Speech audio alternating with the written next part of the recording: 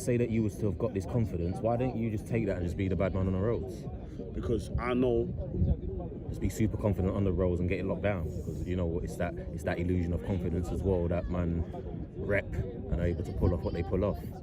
So certain man feel they got that confidence, like what you're talking about is shit because I'm on the roads, man's confident out here. Like I want you to speak on that, because for me it's like for me it's an illusionary confidence. It is an illusionary confidence. Yeah, so like, and I'm saying that to say, because I know you've been there, bro, and I want you to speak from the heart as well, as you do always. But just as far as like, we know that programming that you talked about that they tried to put on us to make us feel low and rare, but man are out here fronting like everything's alright, it's all good. Like, I just want you to speak on that, like speak to that, man. Basically. I feel like, well, in regards to that, I feel like it's definitely and speak from you, brother. And it's like, you know, like, how did you, coming up, like, how did you break that mold? Or what was? How did I break that mold? Yeah, how did you? What was you coming from that was keeping you in that place? Well, where you had low confidence. Let's say, I'm going to give you an example. I got a, you know, you're trying to come off the roads, like you said, you might be trying to get into work, like, let me get myself a job in it, let me fix up, get myself a job in it. And like, what was your experiences, your real life experiences about going out and trying to get a job and trying to make it happen for yourself, these challenges? So, with me, from the beginning, I didn't have confidence. I'm gonna keep it real, I was a little chubby kid, you know what I mean? I started off skinny, then I got fat, and then I started losing weight and shit. So, I didn't really have confidence in it. Like, I can get girls and boom, boom, boom. I had the gift of gab, but I didn't have confidence. And that was just my personal, obviously, issues and stuff like that I had, within myself. But on top of that, I felt that because I'm from Hackney, because I talk the way I talk, because of the people I hang around with, and the things even though I did see positive people making money and making moves, it wasn't me. I wasn't doing it. And I was thinking, I haven't seen anyone around me, my age group, doing things to the point where I'm like, whoa, my man's doing this legally. Do you understand what I'm trying to say? Key word. Legally. Like, I didn't see anyone legally out here getting money saying, Mars, I've got this business, I'm doing this, that, I'm running this is how I did that, blah, blah, blah, blah, or whatever the case may be. All the people amongst my age group, maybe a few years older than me, everyone was doing illegal stuff. And that was it. You understand what I'm trying to say? And everyone, it was about getting money, shotting food, you might have to rob somebody, you got to do this, that, and the third, you go to the rave, you're popping bottles, boom, boom, boom. So I strived for that. Do you understand what I'm saying? I was like, you know what, I need to get my hustle on the boom, boom, boom. So that was the mindset I had for years, So when it came, I ain't gonna lie, I done my fair bit of bullshit, I done my fair bit of shit, you understand what I'm saying? I wasn't the man, you understand? Because, like I said earlier, I still knew in the back of my head, this is not what I wanted to do for most of my life, you understand what I'm saying? Because I had my pops, so I was looking at his window, looking through his window, like, right, look what he's doing, Then, at the same time, within myself, I knew, boy, I can make a bit of music. People were telling me, yo, Marsh, you're talented, you can make beats. So I thought, okay, I'll put a bit of time into this. And then the other brain space was getting money, because obviously I was broke. So I was thinking, I've got to sell something, or I've got to do this, I've got to do that to make myself get a new pair of trainers, or get myself a new shade, or whatever the case may be, so I don't look like the bum, in my community. So it was all about pride and ego as well, but I didn't have too much of that. You understand what I'm saying?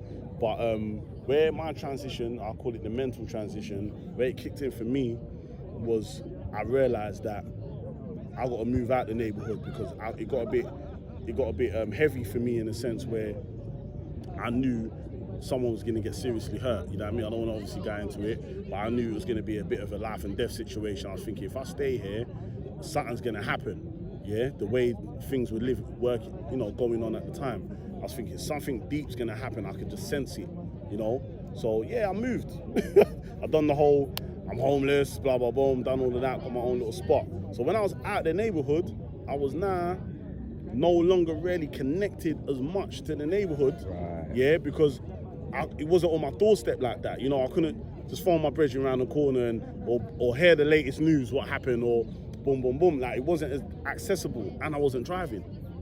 So I had a lot of time now to just be in this foreign land, around foreign people, and just had time to just think about me. So I thought to myself, boy, what Isolation. Isolation, that's what we're in right now, lockdown. It was mental lockdown. So I just thought, boy, I'm out the hood, I'm not seeing anyone, no one ain't just knocking my door no more, no one can just phone me. When they do phone me, it's like, where you at? Oh, I'm in Essex, or I'm in here, or I'm this place, you know. I was out of the area, I was out of the hood, I wasn't out of sight, out of mind. So I realised, boy, you know what, Mars? I can continue doing what I was doing, take my ways, what I was doing, and, you know, around my local people, and bring it up here, but then why do that? Because there will be no point of moving out the neighbourhood then if I'm going to do that. So I thought, you know what, let's try and do something new. So you know what I actually fucking did? Before that, I tried getting the jobs, the little Sainsbury's or the little crap like that when I was a teenager. I remember I worked in Angel, Next in Angel, just doing, you know, I worked there for literally 2 days. Like I worked in there, the woman was trying to tell me I need to hang the blacks with the blacks and the white, or whatever crap she said. And the way she said it, I just thought, nah, no one ever can talk to me like this, ever. So I left, I just walked out. And that was it. I didn't have a job after that, you know. And then when I was in this area out of Hackney, I said to myself, you know what, Mars, you need to do something in it, you know. And yes, I was doing my little bits and bobs on the side, but I was thinking I need to change. I can't do this for the rest of my life. I can't do this for the rest of my life. Running up and down, doing all these activities. Now I've got to do something to make myself a bit legit or sort myself out. So I volunteered. Doing youth work in Barking, yeah? And the only reason why I volunteered doing youth work is because I've done a little tiny piece of youth work in Hackney for a favour for my friend, and he was doing like a Vodafone project, you know what I mean? And I helped him make some music for the project, rare. And I asked him, I said, what, you get paid to do this? And he was like, yeah, I get paid to do this. I said, bro, this is easy, you're not even working. You know, you don't sit behind a desk or anything like that. What are you doing? He goes, nah, I just work with some young people and we do little projects. I'm a youth worker. I was like, what? I said, I'm doing this. So when I moved out the ends, I was thinking, boy, what can I do that's easy to make some money? So I researched it, youth work. Keyword. So then I did it, and then I ended up going to one place. And then they said, yeah, boom, you know, we can't just give you a job, because I didn't really know how it worked, you know, like. So he was like, boy, we can't just give you a job. What experience have you got? Have you worked with young people before? And I was like, nah. He was like, you know what, do a bit of voluntary, and then, you know, and then we'll see how it goes from there. So I've never done anything like this ever in my life. I was in a whole new neighborhood. I was thinking, right, like, I'm in a whole different ends. You understand what I'm saying? I don't know anyone here, but I just knew within myself that I've got to take that leap of faith, because if I don't, I'm just going to be stuck in the same old mentality, speaking to the same old people, you know what I mean, Spring? Like, so I thought, for me to break the mold, I've got to do something different in it and be around different people. And me not knowing, subconsciously, that's what, you know, I was kind of following what my pops did, you know, with the being around a different crowd, different music, and that's what I was doing, you know, finding a different crowd.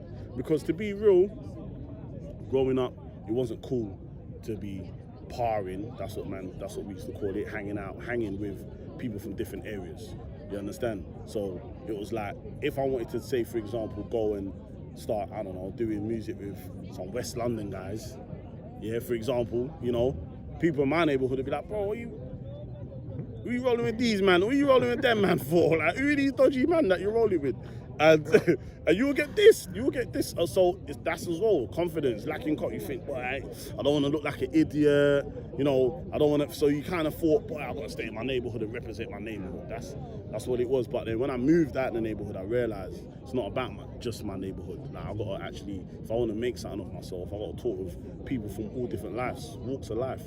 So when I started doing the voluntary thing, that's what introduced me to becoming me, Marcy, me, you understand what I'm saying? And talking to other people, and, you know, I had to mix of, you know, one of my colleagues that I worked with, he was gay. You understand? I've never been that close to a gay man before, ever in my life. You understand what I'm saying? It was the first time ever, and I thought, right, he's actually cool. Like, you get me? Obviously, like, growing up, the gay thing was just like a no-no. It was like, wow, you know, we cuss, hey, batty man, or whatever the case may be. But working with this guy, I didn't even know he was gay until like months into it. Someone must have told me or something. I was like, right, it did make me think funny of him, because to me, he was just a guy that I was cool. You know, every day go to work, it's cool, whatever. I think obviously he wasn't the guy that I directly worked with, but I worked with him, you know, on different projects and stuff like that. And it made me realize, boy, Mars, you can talk to people from different areas and different. Sorry, am I going on? No, loving it. Ah, Bro. Loving it.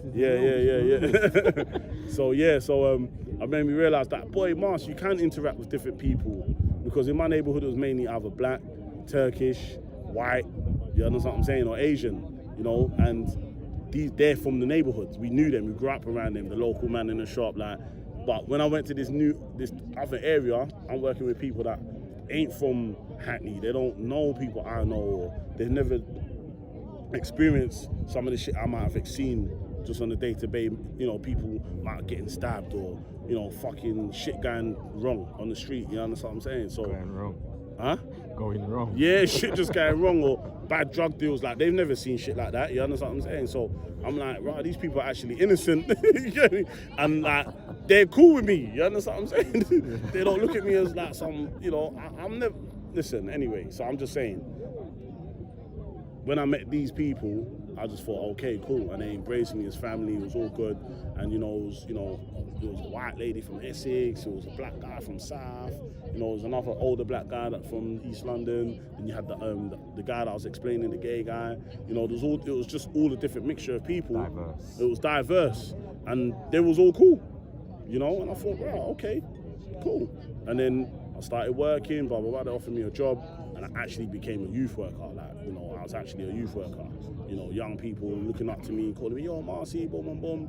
And I started doing my thing, and I started getting my head around it, and I started doing it. So from then, I realized that, boy, you know what, Mars, if you're actually going to call yourself a youth worker, you can't do dodgy shit that you was doing before.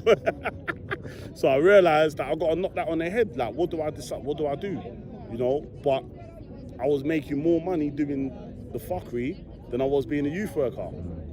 So that fucked me up, because I was like, if I don't do that, then I'm just gonna, do you understand what I'm saying? Live off this, and this ain't enough to maintain my lifestyle. Start eating Happy Shopper, bro. You understand? You understand? So yeah, it started to just, and then obviously the lack of connection in the neighborhood, and like when I say lack of connection, I just wasn't there every day, basically. I was there, here and there, and so I'm missing out on deals or certain things going on because I'm not there, innit? You get me? Or I'm just not accessible as much.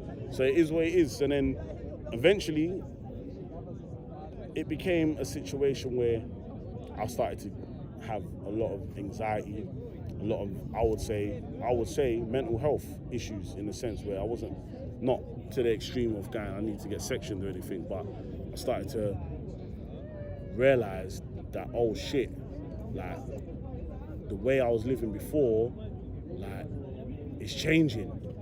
And I'm working now, part-time. I was working part-time at the time, and I got a son on the way, shit like that. Moved into the, I got my own little place, and I was like, rah, like, shit is changing, and I don't know how to deal with it.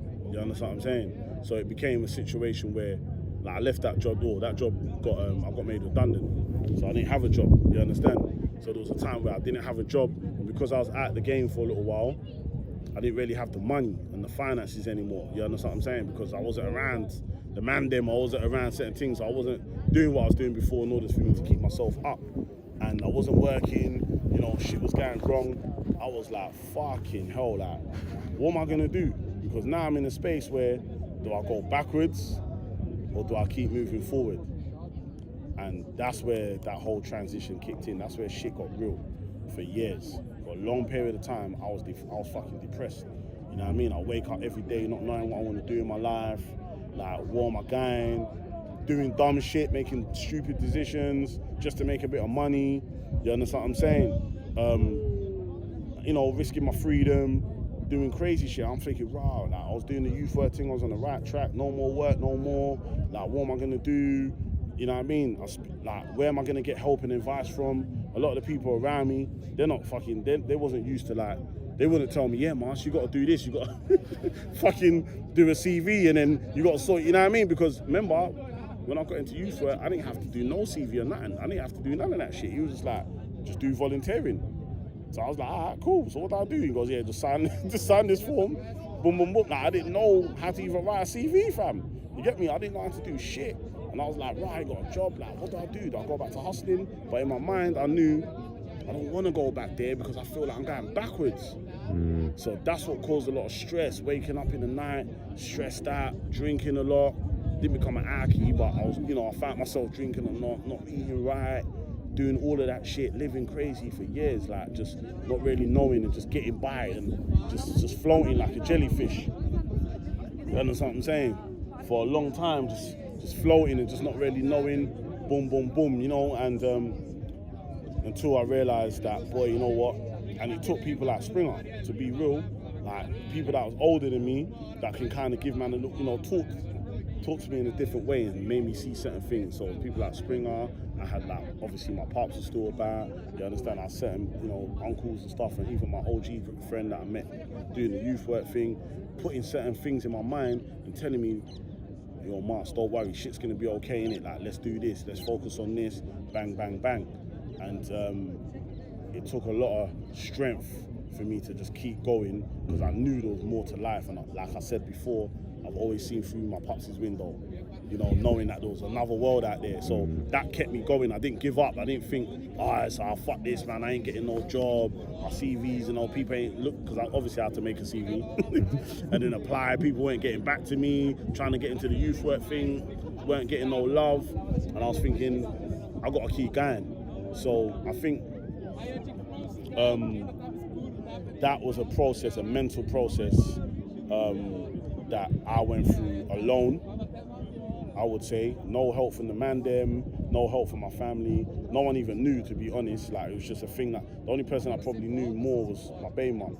And that was the only, person really that was there to say, yo, like, it's cool, you understand, it's gonna be okay, you understand, like, don't worry, like, you got skills, you're smart, blah blah blah, you can do things. Because I had no confidence, I had nothing, you understand. I was just out here. I was just out here, like them man say, yeah, man, just out here. I was just out here, you get me? And I was just like, rah. But I knew that I didn't just want to be on the road, otherwise, because I just knew it didn't amount to shit. I just knew it weren't going to amount to shit in the end, didn't it? You can't do something illegal for the rest of your life. Like, I just know that don't make sense. Like, there's no... Scarface got killed in the end, didn't it? Scarface got his ass shot in the end, So I just knew...